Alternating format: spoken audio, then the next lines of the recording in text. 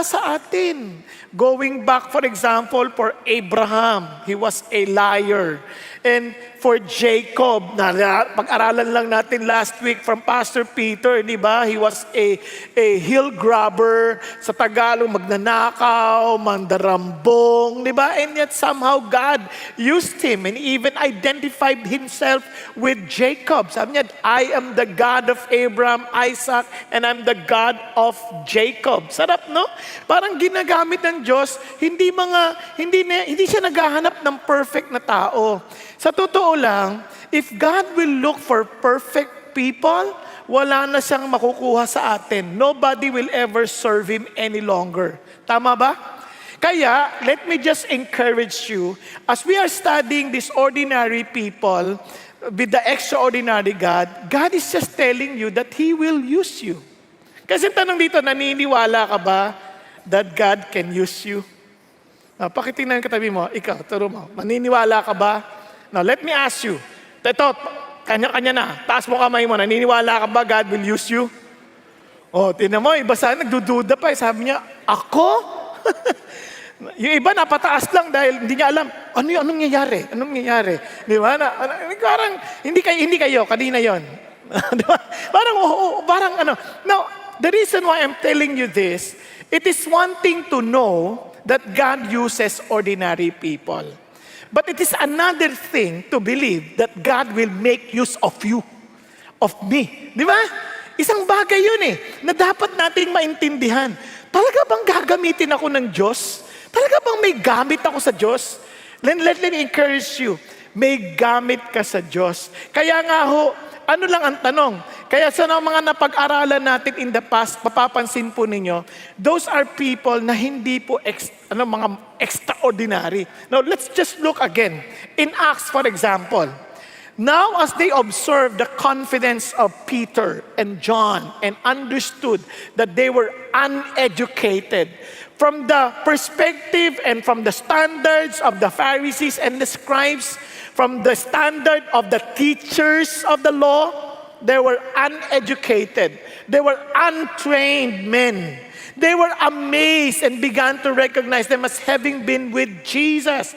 Isang sikreto lang, they were with Jesus. Ang mahalaga, they had an experience with Jesus. Hindi yung parang, I know Jesus. No. Yung ba, patulad nung sinabi ng sabi ganun sa Acts, sabi niya, I know Jesus, I know Paul, but who are you? Hindi ganoon. Parang ito, they have an experience with Jesus, they were with Jesus, kaya ang tapang nila. They may be untrained, they may be uneducated sa mata ng tao, but God used them because they are with Jesus.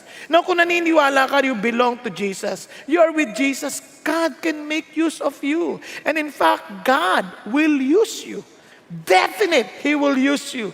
Hindi niya yun, pinili ka ng Diyos. And ito lang po, tingnan niyo po, isa pang bagay. And as they were speaking to the people, look at the words, the priest and the captain of the temple guard and the Sadducees, those are leaders at that time. Sabi niya, came up to them being greatly disturbed. Why? Because they were teaching the people and proclaiming in Jesus the resurrection from the dead. The only thing they understood that Jesus Christ resurrected from the dead.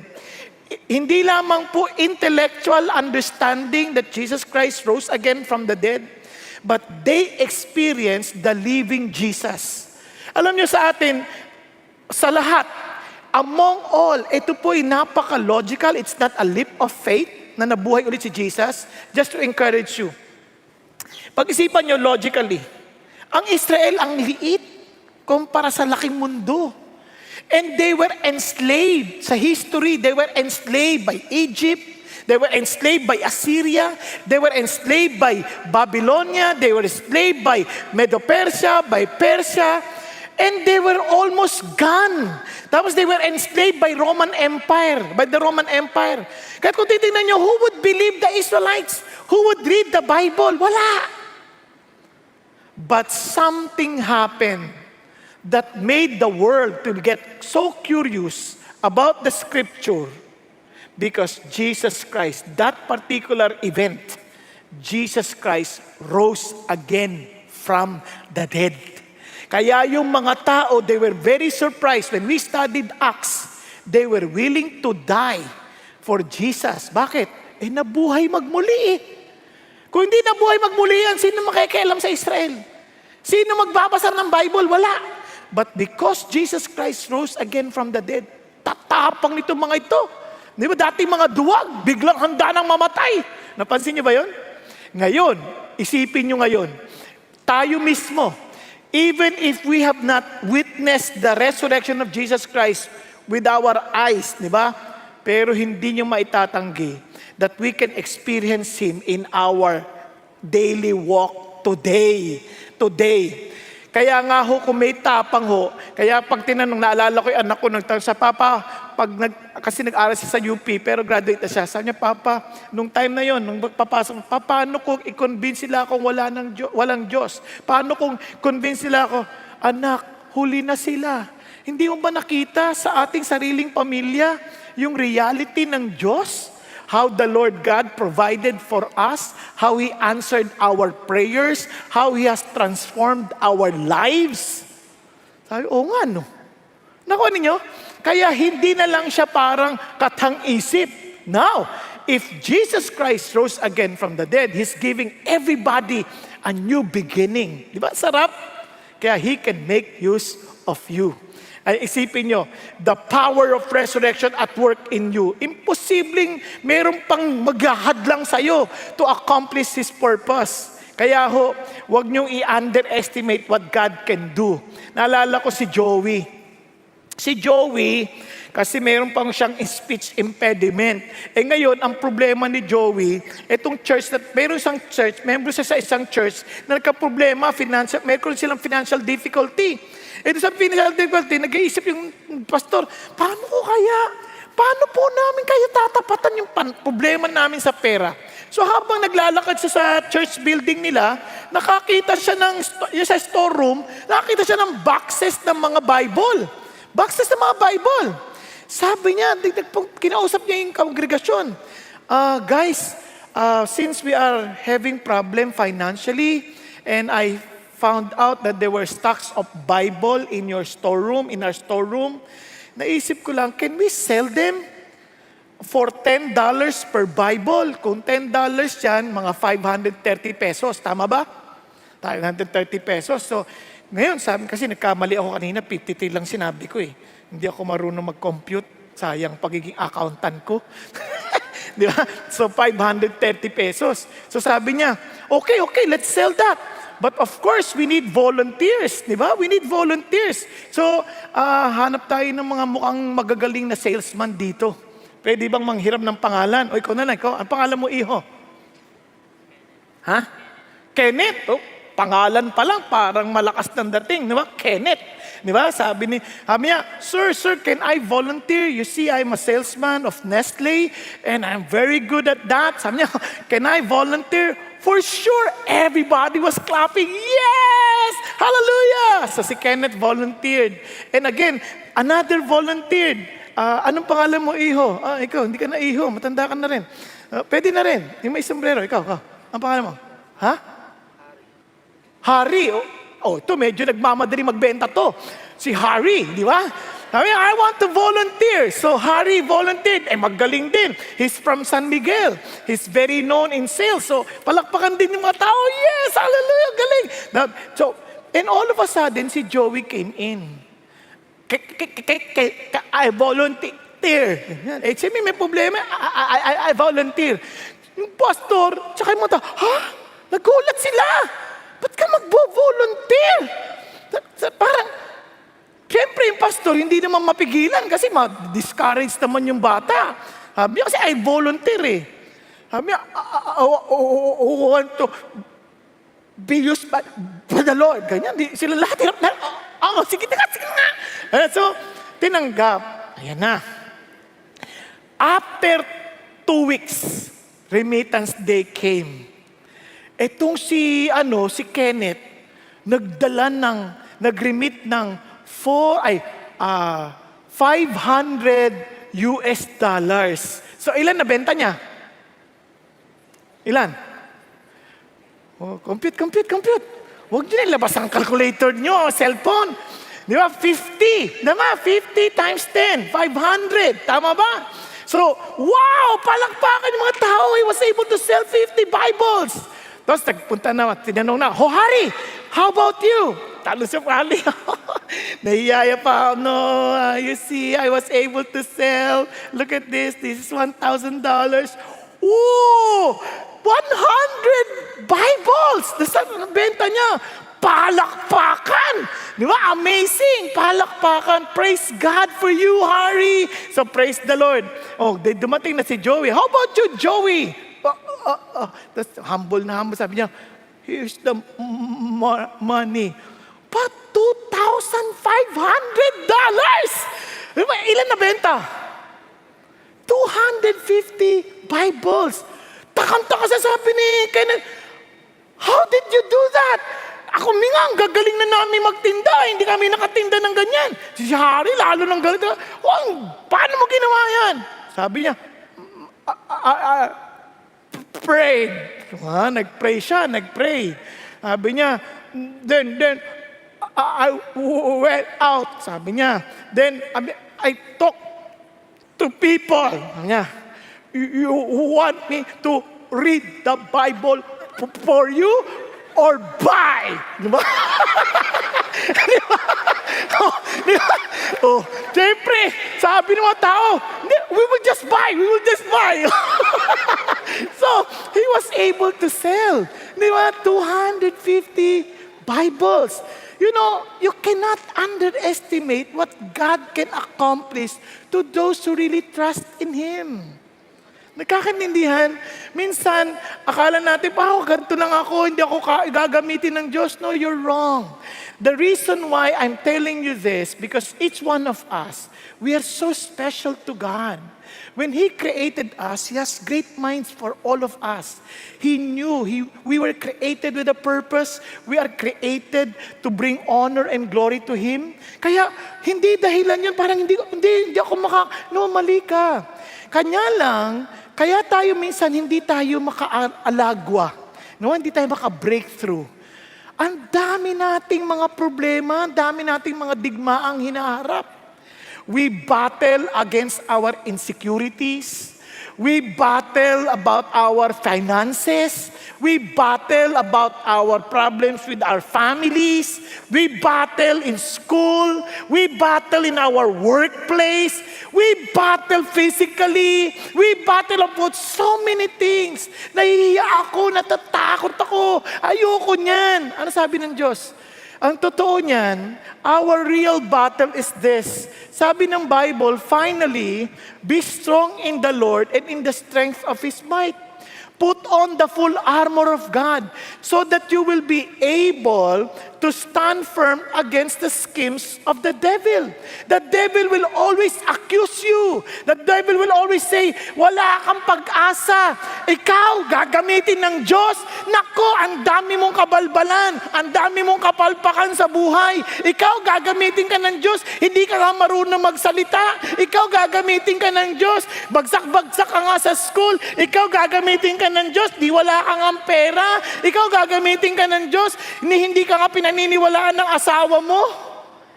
Then Satan will accuse you. And alam nyo, listen to this. Satan is the accuser of the brethren. But when God speaks to us, yes, He may convict us, but never will He condemn us. Are you following?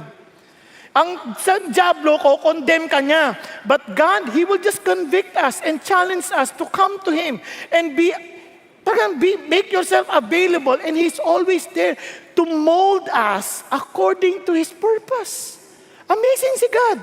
Now, tingnan nyo, kasi sabi ng Lord, why? For our struggle is not against flesh and blood, but against what? The rulers, against the powers, against the world forces of this darkness, against the spiritual forces of wickedness in the heavenly places. Sino kalaban natin? Espiritu ng kadiliman. Obviously, don't say, pag ang asawa mo pinipigilan ka, huwag sabihin, alam mo, demonyo kan talaga eh. Walang ganunan. We fight it out in the spiritual realm. Kaya nga sabi ng Bible, put on your whole armor. Paano whole armor? Now, we cannot explain everything, but one thing for sure, our armor is Christ Himself. How did I say that? Look at this. Helmet of salvation, Jesus Christ. Breastplate of righteousness, si Jesus Christ. Belt of truth, si Jesus Christ. Sword of the Spirit, the Word of God, si Jesus Christ. Shield of faith, si Jesus Christ.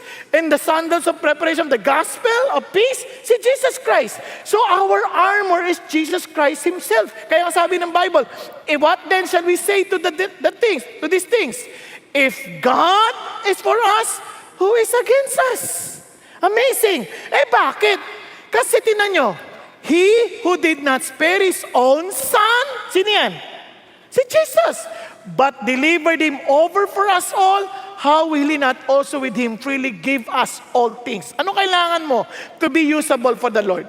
Diba? Sabi ng Bible, tinan nyo, because of that, but in all these things, we overwhelmingly conquer through Him who loved us. Kaya naman si Paul, sabi niya, I am convinced neither death, nor life, nor angels, nor principalities, nor things present, nor things to come, nor powers, nor height, nor depth, nor any other created thing will be able to separate us from the love of God, which is in Christ Jesus our Lord. Sarap, di ba? This is our assurance. Pakisabi sa katabi mo, wala kang dapat katakutan. This is our assurance. That Jesus who died for you is the very same Jesus who will strengthen you. Is the very same Jesus choosing you. Okay ba yan? Hello? Kaya, ang tanong na lang, are you willing? Kaya, ito po, ang ganda nito, hindi tayo iniwan sa ere with a principle. He gave us a very good example from the Bible of a person who also parang an ordinary guy whom God has chosen and yet became victorious. Sino yan? Yan ang ating aaralin. Si Joshua. Amen. Si Joshua. Are you excited? Si Joshua. Now, sa buong buhay ni Joshua, he was in a battle. Now, lagi siya nakikipaggera. Now, listen to this. We have our own battles, but let me assure you, we are fighting from the won war. Panalo na. Hindi talunan. Meron lang mga maliliit na grupo na trying to destroy what we have won. But we are on the winning side. Are you following? Tapos na ang boxing. Ano na lang to, mga maliliit na bosses trying to stop us to enjoy our victory. Okay ba yan? Maliwanag? Hello? Kaya, anong gagawin natin if we are these packets of battles na hinaharap?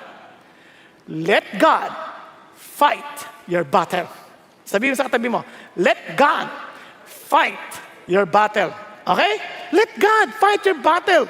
May problema ka sa sarili mo, let God fight your battle. May problema ka sa relationship, let God fight your battle. May problema ka sa pamilya, let God fight your battle. Nagkakaintindihan?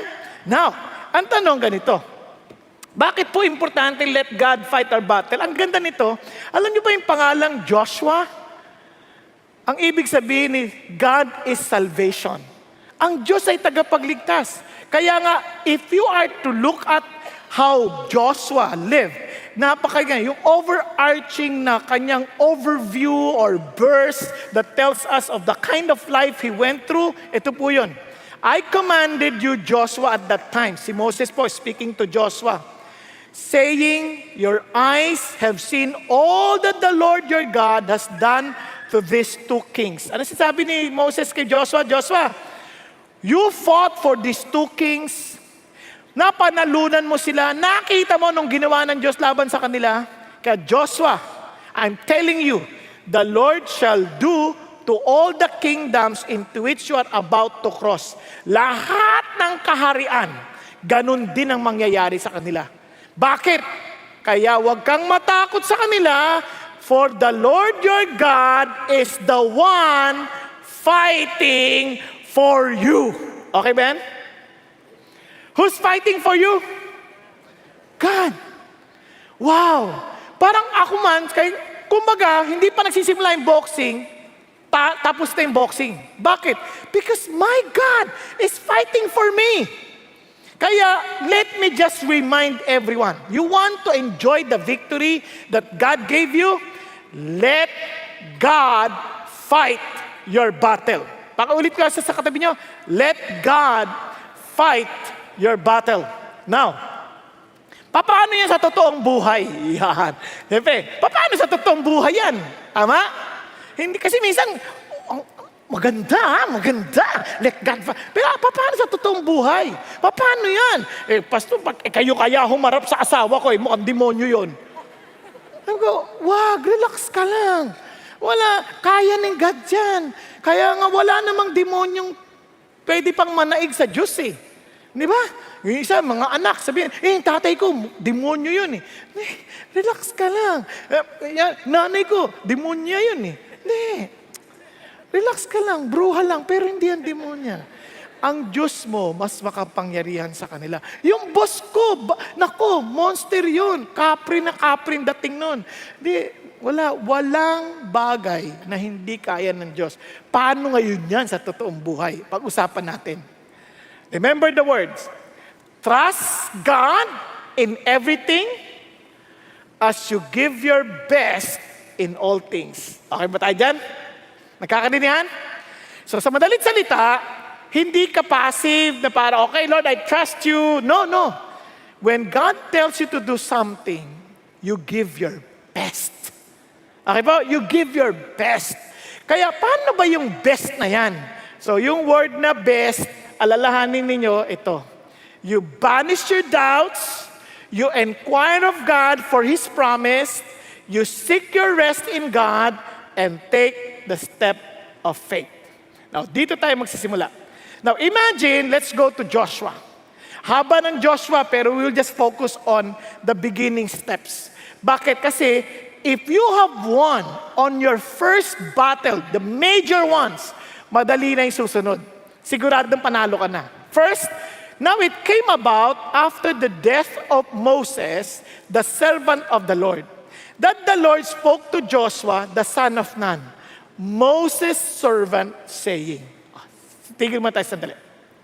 Imaginein mo, you are working in Johnson's and Johnson's. Okay?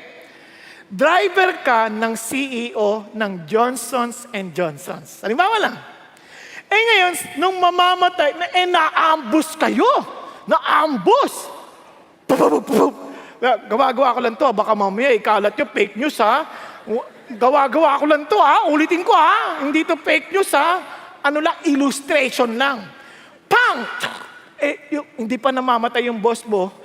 Boss, wag ka mamamatay, boss.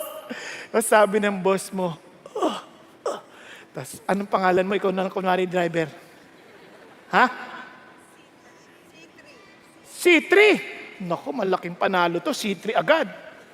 Ang sabi niya, C3, mamamatay na ako, C3. C3, ikaw na maging CEO ng Johnson & Johnson. Kung ikaw si C3, ha? Naintindihan mo ba ako? Driver lang ako. Yan ang nangyayari dito. Moses, servant. Ano ka ba? Hindi ko kaya yan. Di ba? Ano sinasabi mo? Naintindihan ninyo? Ako? Kasi bakit? Ano man nangyari dito? Sabi niya, Moses, my servant, is dead. Now, therefore, arise, cross this Jordan, you and all these people to the land which I am giving to them, to the sons of Israel. Kasi sabi niya, okay Joshua, patay na si Moses, ikaw na ang maglilid sa mga taong ito to bring them to the promised land. Kung ikaw, para kang hindi ko po kaya yun. For sure, sigurado tatanungin mo, Lord, kung sakali man lumaban ako sa gera noon sa Amalekites, Lord, please, nagpe-pray si Moses noon.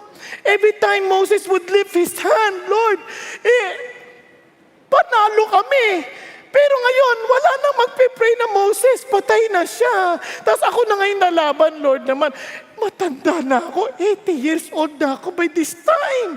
Naintindihan niyo ba yun, Lord? Ako naman, Lord wala namang ganyanan. For sure, you understand what He's going through. Tama ba? And to some of us, when God tells you, I want to make use of you, Lord naman, wala namang ganyanan. I just want to enjoy attending the service for you to use me. Naman, Lord, doon lang nga sa service, nakakatulog ako Gagamitin mo pa ako? Nakuha ninyo? Now, ito po. Kaya ang una mong gagawin, the first battle, kasi you cannot cross until you settle that battle inside of you. Kaya nga lahat ng labanan, dito nagsisimula. Warren Wiersbe was right. The heart of every problem is a problem in the heart. Kaya nga, ang una mong gagawin is to banish your doubts. Why? Because doubts limits our potentials. Doubts creates a barrier para gawin natin yung nararapat. Kaya nga, you have to banish the doubt. Sabi ng Bible, anyone who doubts is like a wave in the sea, blown up and down by the wind. They should not think they will receive anything from the Lord. Sabi, minsan, we expect God to do something great in our lives, but we keep on doubting. Why? Bakit ako nagdududa? Namin challenge si Lord kay Joshua. Be bold and strong. The reason why God had to tell him, be strong and be bold and strong, because he was afraid. Kaya be encouraged. Even Joshua felt afraid. Now, I was once asked, Pastor Bong, hindi ka na ba natatakot pag magpipreach? You just don't understand. Sa tagal ko nagme-minister, for the past more than 30 years, tuwing maaakit ako, nangangatog ako, nagpe-pray ako sa likod, maawa ka sa akin, hindi ko to kaya. Lord, paano ko gigisingin? Ang kaluluwa ko, para makapagsalita sa mga tulog na kaluluwa. Napag-isipan niyo mabuti. Hindi ata madali yun kasi ang labanan, hindi pagkataas ito Yung pagkataas ito, may labanan na rin. May labanan. Kasi hindi ho biro. Kaya I would cry out before God almost every day. I would cry and say, God, pag di mo ako tinulungan sa mga ginagawa ko, patay ako rito. I'm afraid. Ganon din. Kaya sabi ng Lord, let me tell you this, banish fear and doubt. For remember, the Lord your God is with you wherever you go. Now, how can you banish your doubt? Can you do that? Of course, because doubt is a choice. To doubt is a choice. Let me repeat. Para pagdudahan mo yung sinabi ng Diyos at ang sarili, yung ginawa ng Diyos para sa iyo, pinili mo magduda. Choice yun. Di ba? Hindi ka naman parang, basta nagdududa. Hindi, pinili mo magduda. Hindi ako naniniwala sa mga pinagsasabi. Hindi, bakit hindi mo siya sa atin? Di ba? Maraming tao, for example, sa bagay ng larangan ng pananampalataya. Some people, I doubt that. But did you study about it? Did you really listen? Na hindi ka nakikipagtalo by just listening? Di ba? Minsan we doubt because we chose to doubt. Nagkakanindihan. Hello? Kaya ito yung challenge ng Diyos. Tingnan nyo. Napaka-importante. Bakit ba talaga tayo nagdududa? What causes us to doubt? Now, ano ba nagdahilan? One, because we are sideward looking and backward looking. Tingnan natin muna yung sideward. Here is Joshua. Why is he afraid? Hindi ako si Moses He's comparing himself with Moses. He was saying, Lord, si Moses, Lord, he was the one who delivered us from Egypt with power, with miracles. Wala akong ganun, Lord. Lord, we keep on trying to compare ourselves with somebody else. Pag sinabi ng Diyos, gagamitin kita, Kenneth. Lord, hindi naman ako kapareho ni Bong Hindi ako pareho. Lord, hindi ako marunong yan. Now listen, alam nyo, kahit si Peter, when God tells him, okay, you feed my sheep, you feed my lamb, ang sabi ng Lord, Lord, how about him? Ang sabi ng Diyos, what if I want him to live until I come back? What is that to you? you follow me. Ano sinasabi ng Diyos? Stop comparing yourself with somebody else. Alam ko yun, nung ako tinawag ng Diyos, ganun ang tanong ko eh, Lord, hindi po ako marunong magsalita, bulol po ako. Bulol nga ako eh. Isipin nyo, lahat ng mga kapangitang pangalan, tinawag na sa akin. Nognog, baluga, mabaho, pangit, lahat sinabi. Mayroon ka pang tapang humarap sa tao? Dagdagan niyo pa ng walang ya, magnanakaw.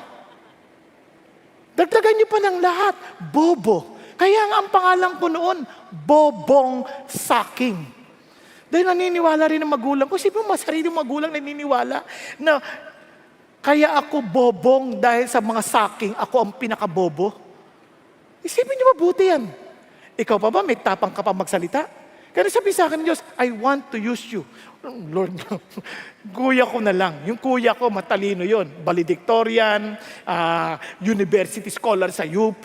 Ako, Lord, pang-artista lang ako, Lord. Kontrabida naman eh. Di ba, Lord, please, wala akong ganyang lakas ng loob. Because you keep on comparing with others. You see, God, hindi aksidente magkakaiba tayo ng mukha. Hindi aksidente magkakaiba tayo ng anyo. Bakit? Because God will make use of you as you are. Stop comparing yourself. Kaya naalala ko, nung bago na akong pastor, siyempre bago na ako. I'm looking for someone who I can look up to and imitate. Isang pastor, ang galing. Kasi ako, I easily get disturbed. Pag yung mga tao na natutulog, na-disturb ako. Siya, tuloy lang. Babasahin niya yung script niya, wala siyang pakialam, matulog ka o hindi. Sabi ko, gusto ko yan Gusto ko yan. Wala siyang pakialam sa mga tao. Gagayahin ko yan. Sabi natin, ang pangalan niya ay C3. Tapos, mayroon naman nakita isang pastor, galing din. Ang tangkad, ang gwapo ng dating. Tapos ang linis ng dating. Kasi may mga taong ang linis ng dating eh. Diba? Pag ganyan, pag preach, God loves you. Iba! Yung mga babae, gumaganon kagad kasi parang, ang dating parang, I love you. Parang gano'n eh. Parang, ang gwapo. Ganyan. Ako, Lord, gusto ko yung ganyan dating. Yung ang linis ng dating. Ganyan. Kasi ako, marumi yung dating ko eh. Kahit bagong ligo ako, marumi yung dating eh. Yun, parang di naliligo, pero ang linis. Makinis kumalaw. Makinis. Ganyan. Sabi ko, wow, gusto ko maging ganyan. Tapos sunod, nakakita naman ako, mas matindi, humihiga naman. Humihiga. Gusto ko rin yan. Gusto ko yung humihiga. Then sabi ng Lord, tingnan mo. Gusto mo maging C3. Gusto mo maging C2. Gusto mo maging C1. Sabi niya, alam mo, wala ka doon. Iba ka. Di ba? Hindi ka si C3, hindi ka si C2, hindi ka si C1. Why don't you just be Bong? Don't compare yourself with others. I did not choose you because you're like C3. I did not choose you because you're like C2. I didn't choose you because you're like C1. I chose you because you're Bong. Nagkakaintindihan?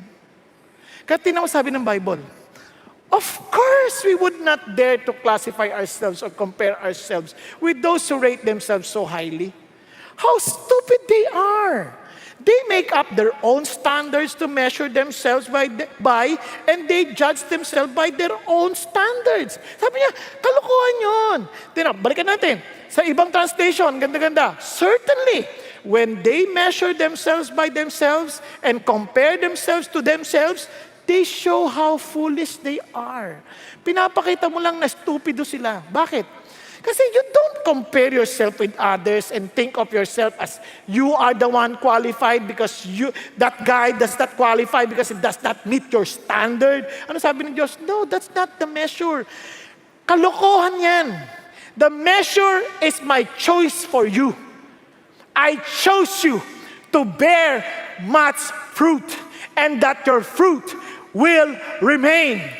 Ask in my name whatever you need to become fruitful, and I will give it to you. Tama? Yan ang sabi ng Diyos. It's His choice, not us. Kasi minsan, Lord, imposible na tinawag mo ko. Imposible na gagamitin mo ko to make disciples. Imposible. I don't deserve it. Yes, we don't deserve anything. Lord, masamang tao ko. I know. That's why I saved you. Di ba? Lord, bobo ako. Yes, but I'm the God of wisdom. Lord, bulol ako, but I created the mouth to speak. Di ba? Lahat ng tanungin mo, meron si God. Because God wants us to be reminded, I want to use you because of me, not because of you. Okay, man? Well, how about, Lord, teka muna, Lord. Sandali lang. Marami akong pagkakamali in the past. You just don't know my past. Sabi ng Diyos, what? I know everything. I even know your future tendencies. Alam ko mga magagawa mo pa in the future. Pero alala mo si Peter, ano sabi ko kay Peter nung una kami nagtagpo? You are the son of Jonah. Di ba? Sabi niya, you are hindi pa Peter ang pangalan niya noon eh. You are Simon. Ano yung Simon? Parang tambo. Sabi niya, read. You are Simon, son of Jonah. Ano ibig sabihin? Jonah is a dove. Son of, parang a little dove, learning how to fly. Walang direksyon sa buhay. Madaling mahangin. But you shall be called Cephas, the rock. You will become solid, stable. Lord, sandali. Hindi mo ba alam nitong si Peter na ito, itatanggi ka 3 times? I know. Hindi mo ba alam, i-review ka ni Paul? I know. That's why I will provide him everything he would need to become the Cephas of my movement. Nagkakaintindihan? Ang tanong lang, will you come? Kaya sabi niya, Peter, come, follow me. Yes, Lord, I'll follow. Yun ang challenge. Kaya hindi na issue yung nakaraan. Hindi na issue. Bakit? Kaya kahit si Joshua, nagkamali rin siya. Ang dami niya mga past failures. In fact, after this, that he was convinced to follow the Lord, nagkamali pa rin siya. Sample. Now, Joshua sent men from Jericho to Ai. No, some people they would pronounce it Ai, some Ai, yung iba naman Aa, eto Ai. Basta sa atin, Ai. Okay lang? Ai? Okay. Basta at least nagkakaintindihan tayo lahat. Ngayon kung Ai ka o Ai ka, basta Ai. The city of Ai, which is near Beth-aven, east of Bethel, and said to them, go up and spy out the land. So the men went up and spied out Ai. So, okay naman. Tama naman yung ginawa niya. Nag-spy siya. He followed the examples of Moses. They returned to Joshua and said to him, do not let all the people go up. Only about 2,000 or 3,000 men need to go up to Ai. Maliit na sila. Kaya natin to. 3,000 lang. Wag na lahat. Do not make all the people toil up there, for they are few. So yun isip nila. So about 3,000 men from the people went up there, but they fled from the men of Ai. What? Yung 3,000 nagtatakbo. Nako, na-overcome sila. So that the men of Ai struck down about 36 of their men. Wow. And pursued them from the gate as far as Shebarim, and struck down them and descent, so the hearts of the people melted and became as water. Kawawa naman. Ano na nangyari? Di wala na silang laban. So Joshua was so discouraged. Joshua began to doubt God again. Kasi failure eh. Sabi niya, alas, O Lord God, why did you ever bring these people over the Jordan? Only to deliver us into the hand of the Amorites, to destroy us. If only had been willing to dwell beyond the Jordan. Sana, Lord, nandun na lang kami. Ano sabi ng Lord? Pakinggan niyo. Sabi ng Lord, sumagot si God, tumayo ka nga. Bakit ka ba nakadapa? Uy, nagtatagalog si Lord, ha? Mamisa-misa. Ba't ka ba nakadapa? Tumayo ka nga. Sabi pa sabi ng Diyos, alam mo, mayroon kayong problema eh. You did not listen to my instruction. Hindi kayo nakinig. Sabi ko sa inyo, huwag kayong kukuha ng bagay na para sa inyong sarili. Everything must belong to God. Tinago nyo. That was the issue of Achan. Nagnakaw si Achan. Naalala nyo? And the Lord revealed to him na si Achan ngayon nagkaproblema, so they stoned Achan and his family to death. Now, nung naayos na lahat, sabi niya, okay, let's just consecrate ourselves, and let's now go as the Lord instructs us. Ano sabi ng Diyos? Kahit nagkamali ka, it doesn't mean that's the end of the world. You know what God is saying? Sige, balik ka na sa akin. Let's work it out again. Pag nagkamali ka, whatever failures you had, God is giving us a new beginning. Yun ang idea ng mercy. God is full of mercy. God is full of second chances. Ayaw mo ba yan? Now, so ano nangyari? Sabi ni Lord, okay, said to Joshua, do not fear or be dismayed. Take all the people of war with you and arise. Go up to Ai. See, I have given into your hand the king of Ai, his people, his city, and his land. Dito pa lang, hindi pa sila umaatake, tapos na boxing. Bakit? Sinabi na ng Diyos. Tama ba? So, at after that, all who fell that day, both men and women, were 12,000. All the people of Ai. Ano sabi ng Diyos? Let's continue. Ano sinasabi ng Lord sa atin? This is why I'm telling you, don't dwell on your past. Don't dwell on your past failures. Even Paul said, not that I've already obtained it or have already become perfect. Hindi pa. Yes, I am pursuing that, but hindi ko pa nakakamtan. But I pressed on so that I may lay hold of that for which also I was laid hold of by Christ Jesus. Kasi sabi niya, brethren, I do not regard myself as having laid hold of it yet. Hindi pa. But one thing I do, forgetting what lies behind and reaching forward to what lies ahead. And sabi niya, I press on toward the goal for the prize of the upward call of God in Christ Jesus. You know what God is saying? You are not defined by your history. You are defined by your destiny. Saan ka papunta? If you're headed there to eternity, then live. That defines you. Nagkakaintindihan po?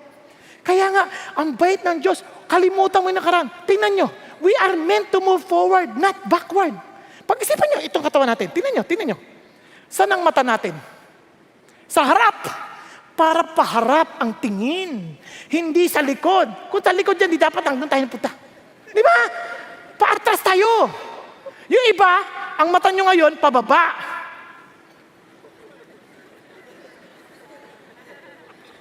Sorry. Time to look forward. Tama? Tingnan nyo, ilong, bibig, lahat paharap. Tenga, paharap. Kasi kung talikod dyan, isipin nyo, lahat naman nagsasalta sa likod nyo. Bakit? Ano, ang sabi mo? Wag na. Hindi ka aabanti. Kaya dito, abanti ka na. Huwag ka mag-dwell sa mga sinasabi ng ibang tao. Kaya yung mga nagsasalta sa likod mo, huwag mong pansinin yun. Bakit? Nasa likod naman sila eh. Just keep on moving forward. Yung kamay mo, it's easier to reach forward. Tama ba? Ang hirap natin ng patalikod. Yung paa mo, forward. Di ba? Ang dali. Alin lang ang nasa likod? Alin lang sa likod? Anong lumalabas dyan? Dapat lang iwan na yan. Mga basura yan. Kaya ang tawag dyan, dumi. Di ba? We are meant to move forward. Pakisabi mo sa katabi mo. Friends, sabi mo sa katabi mo, banish your doubt. It's your choice. It's your choice. Don't compare yourself with others. Don't look backward. You look forward. And Jesus is in front of you. Are you following? Now let's continue. Then, inquire of God for His promise. Because this battle is not ours. This battle belongs to God. Then let us concentrate on the promise of God. Tingnan yung sabi ng Lord. Every place on which the sole of your foot treads, I have given it to you, just as I spoke to Moses. Sabi niya, binigay ko to sa'yo. In other translation, I will give it to you. Hindi sabi niya, I may. No, I will. It's a promise. It's a certainty that I will give whatever you put your soul on. Sabi niya, iyo yan. Diba, sarap ng promise ng Diyos? Parang ito sa labanan. Ulitin ko hello. Sa labanan, kapag may problema ka, before you go forward, you seek God's promise. Sa Bible natin, we have 7,000 promises. Pero, hindi mo ma-personalize. Kaya mag-uusap talaga kayo ng Diyos, Lord, pangakuan mo ako rito.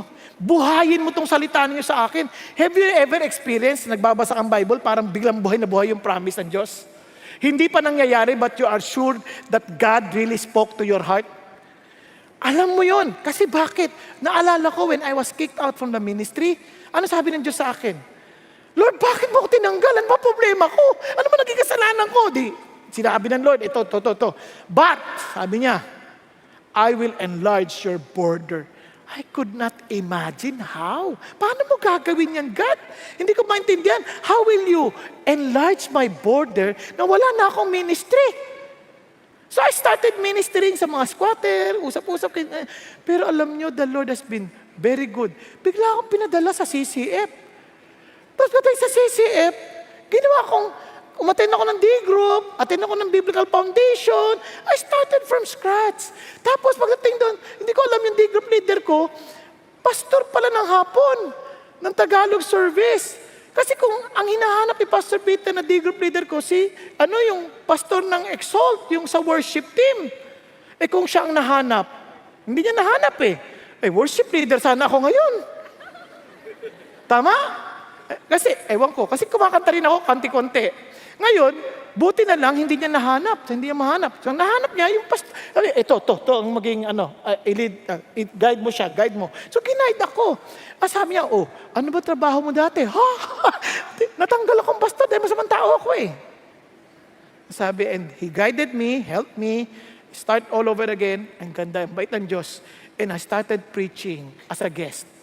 Preaching as a guest. Then after about a year, wala pa nga isang taon the Lord filled up the place. And somehow, they needed another service. Ano nangyari? Of course, the rest is history. But surprisingly, ang request ko lang, Lord, sabi ng dati kong mga leaders, hindi daw ako tinawag. So now that I have new leadership, if you really have called me into the ministry, then my new leadership will affirm that I am called. I don't need to manipulate. Hindi ako sabi, kailangan, pakita ko sa'yo, magaling ako. Wala. I just kept myself, following whatever the Lord is telling me, doing discipleship, attending whatever is needed to be a real member of this movement. And by God's grace, na-recognize ng mga leadership, sabi niya, I think God called you really as a pastor. Di ba? Parang Netflix. Di ba? Anong sunod na ginawa ng Diyos?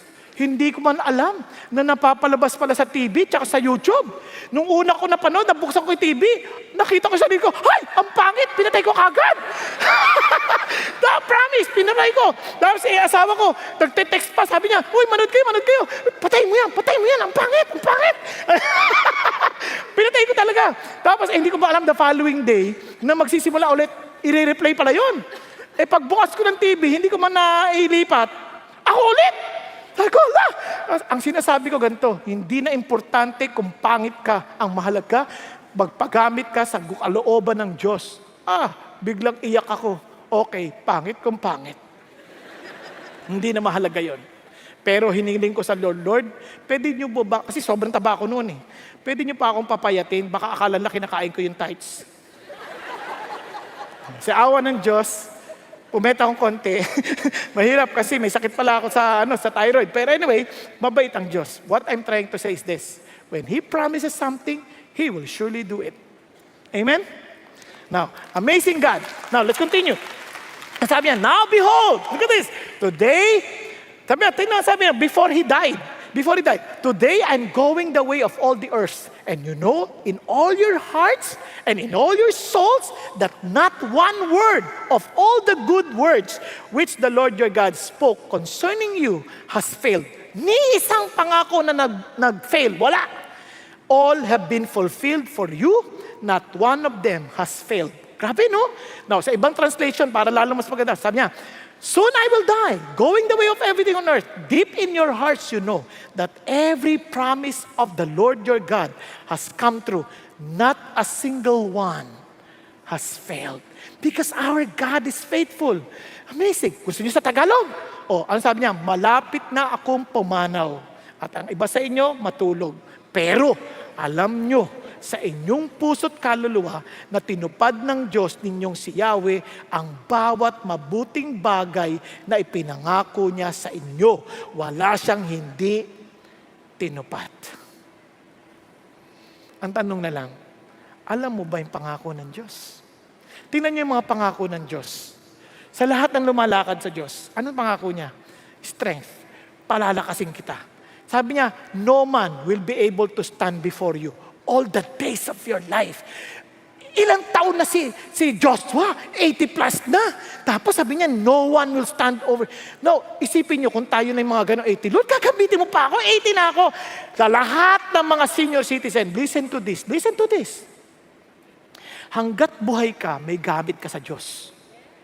Kasi minsan yung mga medyo may edad na, minsan hindi ko nila lahat, medyo madamdamin. Di ba? Konting ano lang, lagi na lang ninyo ako, matanda na ako, ginagatan ninyo ako, ano ako, tagahugat ng plato. Di ba? Masya, madamdamin kasi feeling nila, parang ano ko, wala na ako saysay. No, alam nyo ba sa pag-aaral, mga 60 to 70 years old ang most productive years ng isang tao. At ang second most productive years, 70 to 80. And the third most productive years, 50 to 60. Can you imagine that? Bakit? Kasi wala na silang patutunayan eh. Kaya lang, provided they're healthy. Kaya dapat healthy. Okay ba yan? Kaya we challenge you. Huwag mong isipin, mahina na ako. Huwag. May gamit ka pa sa Diyos, kaya ka buhay ka pa eh. Di ba? Hindi na lang tayo dito waiting for our death. No. Kaya, yung word na retirement, iba na meaning sa atin yan. Pag nag-retire na tayo sa trabaho, God wants you to retire. Change your tire for a new journey. Okay ba yan? Nagkakaintindihan tayo? Kaya never give up.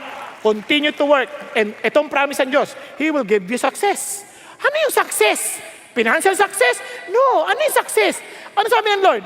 Only be strong, very courageous, be careful to do according to all the law, which Moses my servant commanded you. Do not turn from it to the right or to the left, so that you may have what? Success! Wherever you go. Ano yung success? That you will bring these people to the promised land. You see, when God tells you, go and make disciples, I will give you success. In other words, you will be able to make disciples. Tama ba? Pag sinabi ng Lord, okay, you accomplish this for my name, then God will make you successful. For what purpose? Yung promise niya sa'yo. Kung ano yung tinawag niya sa'yo, He will make you successful. Nagkakaintindihan po.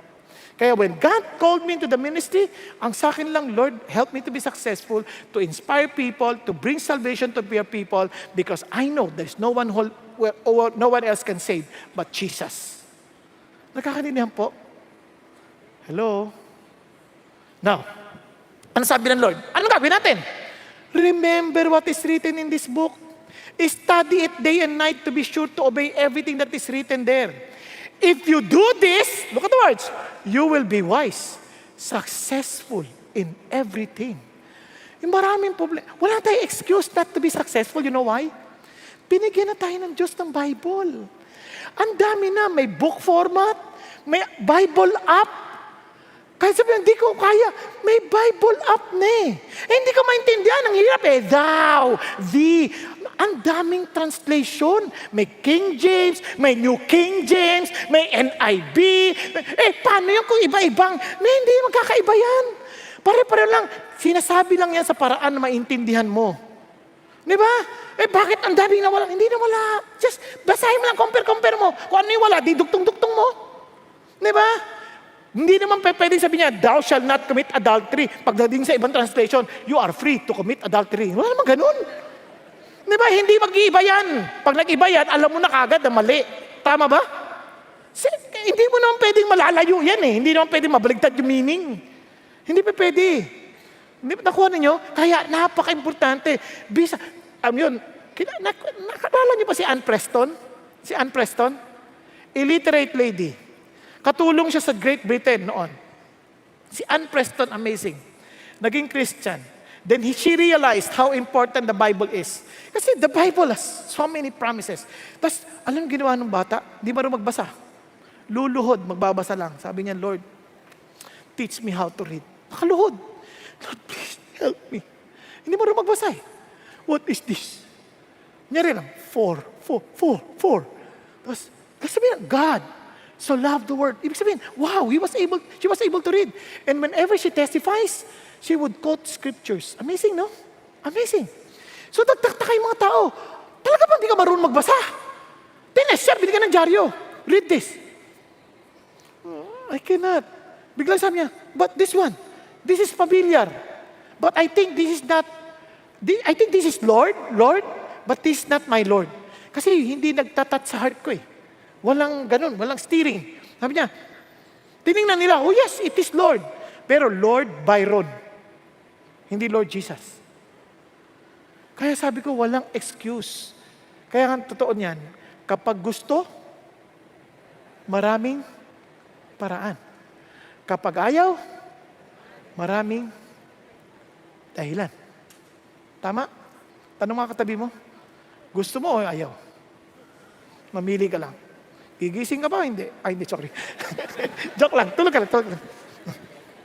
Now, sabi niya, support. God will give us support. Can you imagine God gives us support? Ano sabi ng Lord?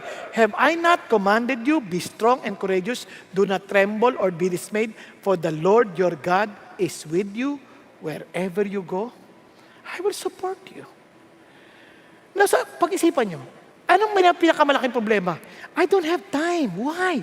Ang dami kong mga needs na kailangan ko i-attend to. Oh man, have you forgotten this promise? My God will supply. Hindi naman may eh. Will. Some of your needs, hindi. All. Tama? Kasama ba yung pustiso? Oh, basta kailangan mo. Kasama yung pangkulay? Kung kailangan ba eh. Basta may buhok na kukulayan, ha? According to your children's riches. Ganun ba? No, according to His riches. In glory. But, inangat lang ha, hindi niya sinabi all your greeds ha. Greeds, hindi ganun. Needs. Ang sabi niya, in Christ Jesus. The promise is not for everybody. It is for everyone who belong to Jesus Christ. This promise is for those who belong to Jesus. Are you following? Kaya God will support you. Kaya nga pansinin niyo po not inquiring of God may lead us to decide negligently. And that is exactly what happened. When the Gibeonites came, sabi ng Lord, don't make any treaty to any land, especially to your neighbors. Oh, ito mga Gibeonites, nagkunwari, as if coming from afar. Pagdating nila kay Joshua, anong ginawa ni Joshua? So the men of Israel took some of their provision and did not ask for the counsel of the Lord. So ano nangyari? They made peace with them and made a covenant with them to let them live, and the leaders of the congregation swore an oath to them. So, it came about at the end of 3 days after they had made a covenant with them that they heard that they were neighbors and that they were living with their land. Patay. Di ba? Kaya you better inquire of God's promise. Are you following? Then, you seek your rest in the Lord. What does it mean? You see, God wants us to put all our weight on Him. Yung bang, Lord, sa'yo na ako magtitiwala. Sa'yo ako magpapahinga. Sa'yo ako Lord, hindi ko lahat kayang gawin. We have our own limitations. Pero tutulungan tayo ng Diyos. Amazing si God. Alam niyo, dito ko naintindihan, even sa pag-aaral, God will inspire you. Tutulungan ka ng Diyos, inspire. Kasi nakakatamad ata mag-aral. But He will even teach you what to do. Kung talaga nagtitiwala ka sa Lord, sa'yo lang ako magtitiwala. For example, alam niyo po, there are times, minsan yung schedule ko napaka-erratic, sobrang dami, na hindi ko mahindian. Kaya lang, nagkataon lang dahil sa bigat ng traffic. Minsan, napapahaba. Kaya mo naman sana. Kaya lang sa dami ng mga unexpected na nangyayari. Parang biglang hindi mo na makayanan. And there were times, sabi ko, Lord, hindi ko na po kaya. Oh, matulog ka na. Tulog ka na. Minsan gusto mo pang mag-aral, tulog ka na.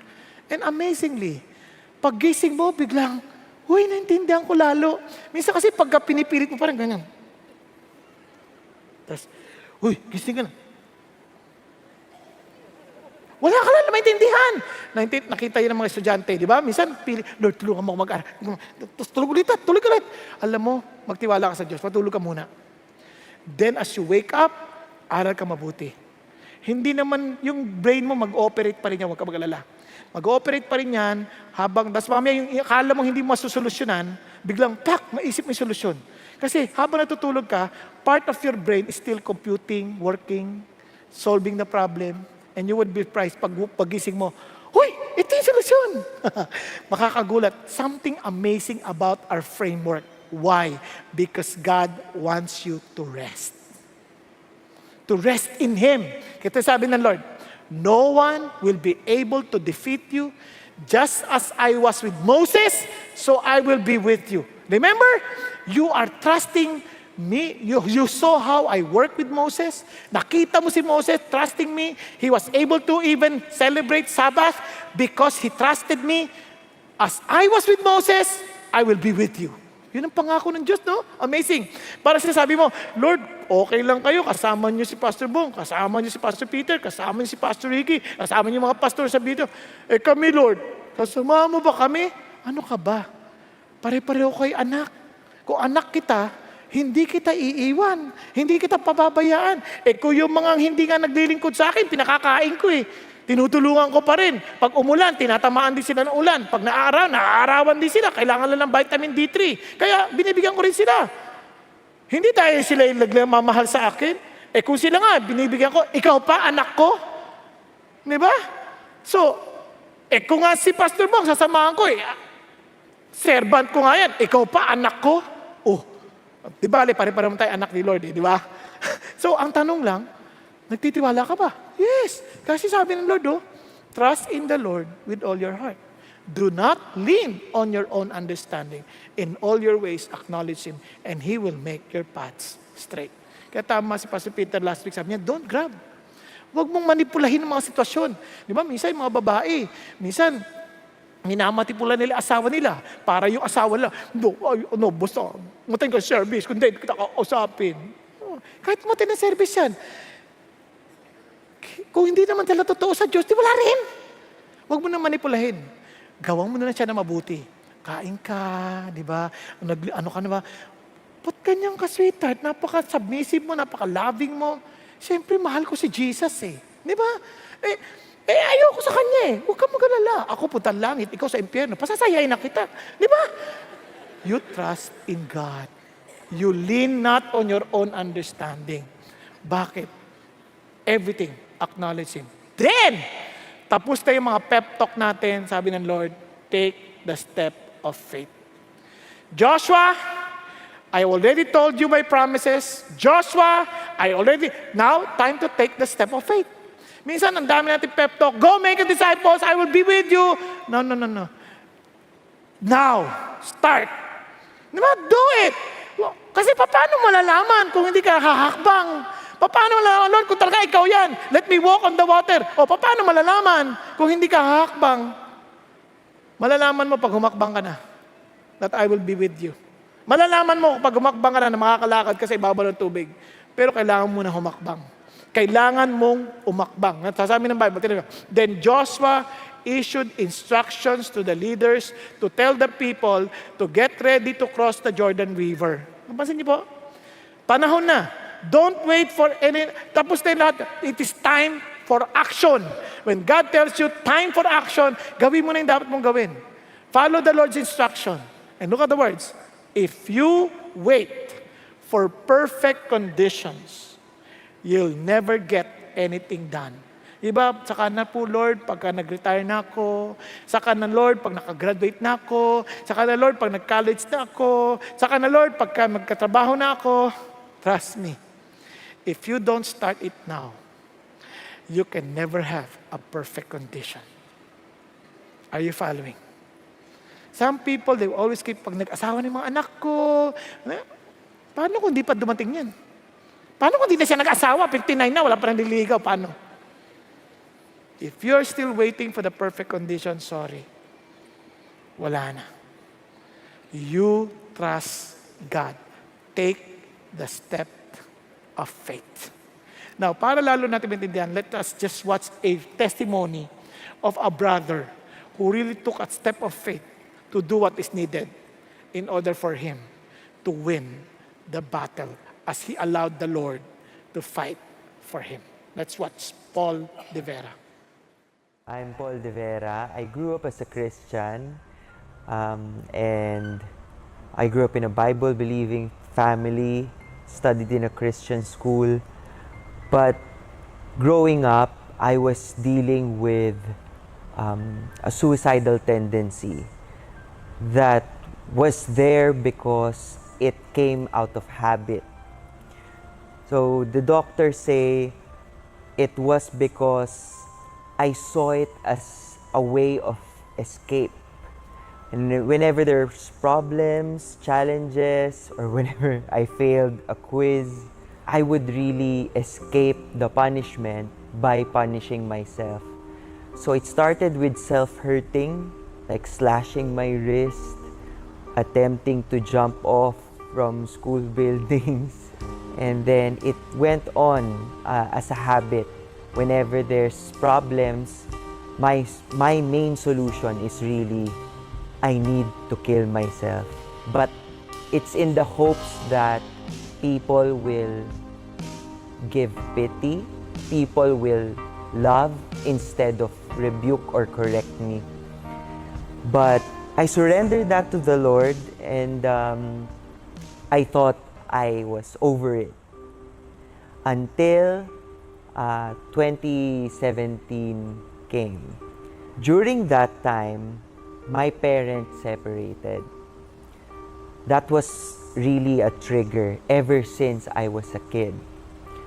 So my solution back then was to pray, to do my quiet time, and I was doing that because I am a follower of Christ. But somehow all the thoughts just took over whatever reasoning I have. So I thought that by doing prayer and fasting, I could bring my parents back. So I said, I'm gonna do full fast. I didn't know that I was already depressed. And so without eating, without nourishing myself, I was defenseless in all the things that the enemy could have done and was able to do. And that's what happened. On the night of January 11, I went home and I was so distraught already. My dad, who was with me during that time, was telling me that I was trying to talk to me.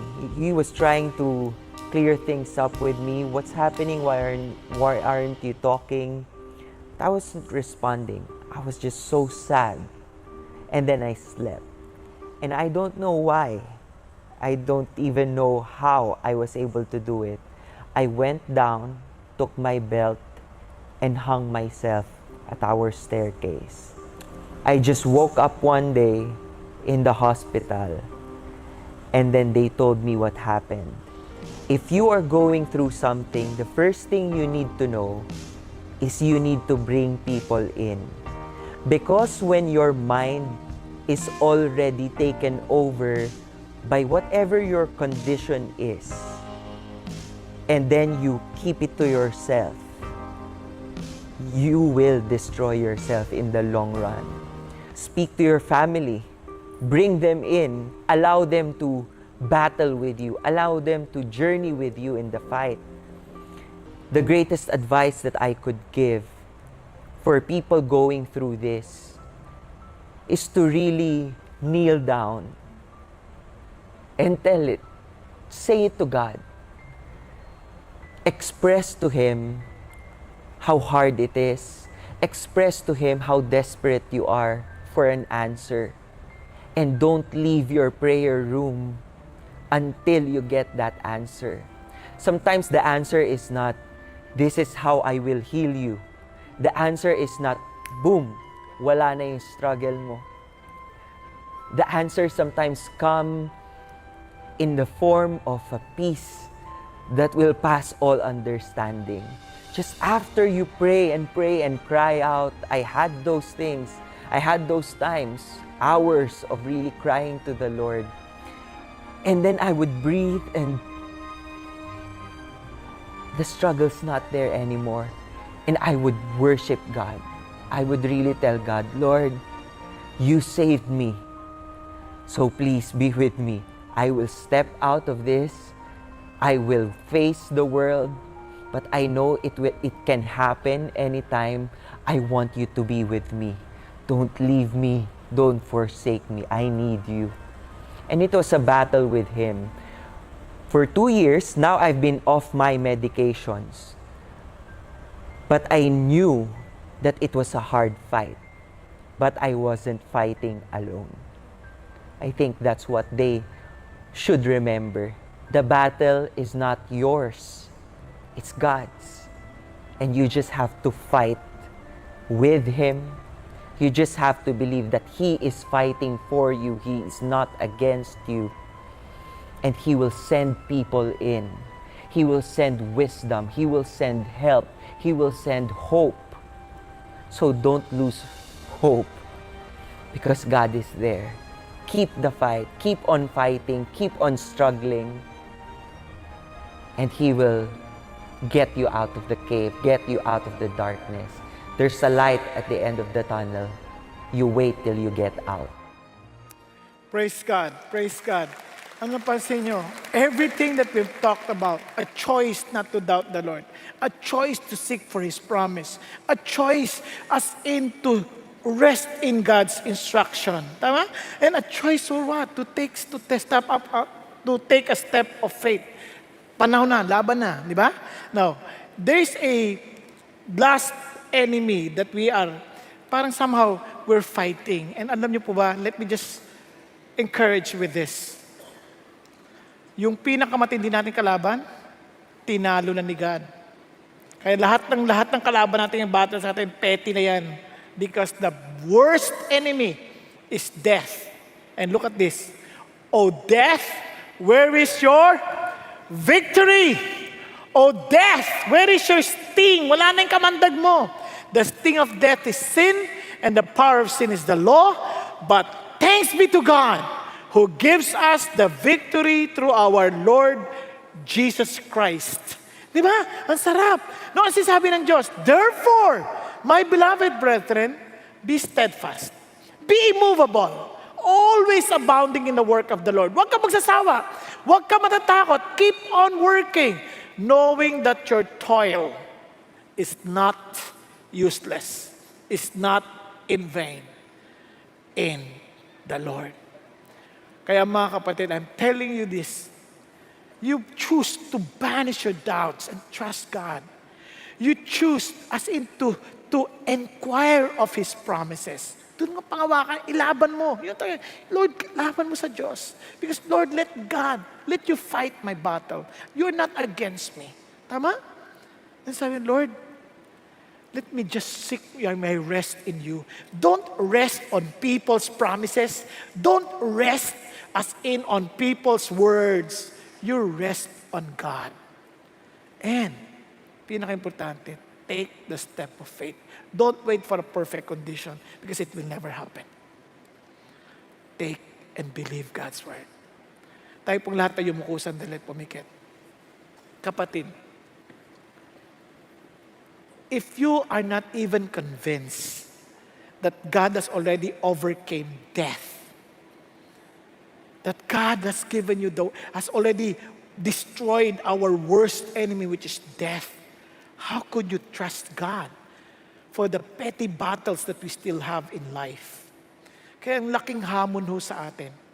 If you're not even sure na pagharap mo sa Diyos, hindi ka na mamamatay. Bakit? Hindi ka nadadalhin sa second death. Kasi napagtagumpayan na ni Jesus Christ. Dahil kasama mo na si Jesus.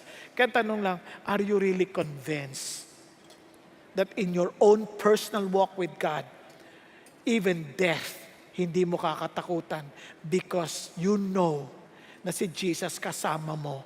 At si Jesus, He already overcame death. Kapatid, if you are not yet sure na talagang mayroon ka ng panalo sa death and you want just to be sure that you belong to Jesus, be humble enough to admit it and say, Lord, I just want to surrender myself to you. I don't want to fight this death any longer. I want just to follow you. Kahit dahil alam ko, I don't need to keep on being alive on myself, but for me to die for myself and live only for you. Kaya kapatid, if God is speaking to your heart, be humble to admit it. Lord, I want to live for you. Lord, I just want to surrender myself to you. I just don't want to keep on fighting. Let you fight my battle. If that is the if that is what you are crying out before God, will you please raise your hand before the Lord with all humility? Yes, yes, yes, yes. Give up and say, Lord, you fight my battle. You fight my battle. I'm tired of fighting my own battle. Let God fight your battle. And say, God, I know you have already overcame death. So Lord, I give my life to you. I want to live. I don't want to stay dead. I want to live. And you are the author of life. So Lord Jesus, thank you for dying on the cross for me. Thank you that you rose again from the dead to give us life. So Lord Jesus, I give my life to you that I may live for you. That I will not allow myself I will not allow to entertain what Satan is telling me to do, but to follow you, to listen to you, because my life belongs to you now. Wala nang kamandag ang kamatayan, wala nang kamandag si Satan laban sa akin, because you have already won the war. Lord Jesus, thank you, and I claim that victory to myself. Thank you, Lord Jesus. Hallelujah. Thank you, Lord Jesus, for dying for me. Thank you, Jesus, for saving me. Now I challenge everyone. The Lord is calling you. The Lord wants to use you. Ang tanong lang, would you be willing to be used by the Lord? By just banishing your doubts and believing God, to choose your call from the Lord. And really inquire of His promise and really seek your rest in Him. And to really take a step of faith. Friends, you've been here for so many long years already, but God is telling you now is the time for you to take the step of faith. Kapatid, if you know that God is calling you and telling you that He will make use of you, and you're making yourself available for that, no longer waiting for the perfect condition, but you're saying, God, by faith, I will rise up from where I am. I will stand from where I am because I want my life to be usable to your kingdom. Kapatid, if that is your prayer, tayo ka, and say, Lord, use me. Thank you, Lord, use me. Allow my life, Lord, knowing that you're coming soon. I don't want to waste my remaining years, oh God. Lord, I know you're calling me because you made me part of your family. You made me part of your army. You have chosen me to be part of your army of the righteous, the army who will bring this world, Father God, to your feet, O Lord. Lord, I am here standing before you. I'm choosing not to doubt because I'm choosing to trust you. I'm choosing to believe your words. I'm choosing, Father God, to really seek your promises, to stand on your promises. I'm here, Father God, seeking rest in you, not on human beings, not on human promises, not on anybody else but you. And now, Lord, I want to take the step of faith. So, Lord, hold my hands, for I am afraid. Hold my hands, for I know I cannot do anything